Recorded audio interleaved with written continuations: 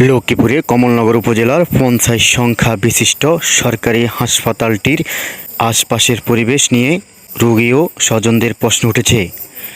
৭ জুলাই রবিবার সকালে হাসপাতালটিতে গিয়ে পাওয়া যায় অভিযোগের সত্যতা। যেখানে অসুস্থ রোগীরা ভর্তি হয় সুস্থ হতে, সেখানে তারা ময়লা আবর্জনার ভিতরে থেকে আরও অসুস্থ হয়ে পড়ে। এইসব ময়লা আবর্জনা ও পানি জমে থাকা থেকে জন্ম নেয় অ্যাডিস মশা। হাসপাতালের পানি ও ময়লা নিষ্কাশনের ড্রেন পরিষ্কার না করায় জমে থাকার কারণে এমনটি হচ্ছে বলে জানান রোগীরা।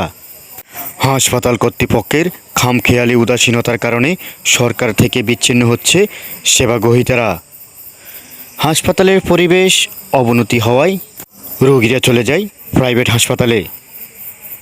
আমজাদ হোসেন, বৈশাখী নিউজ, লক্ষ্মীপুর।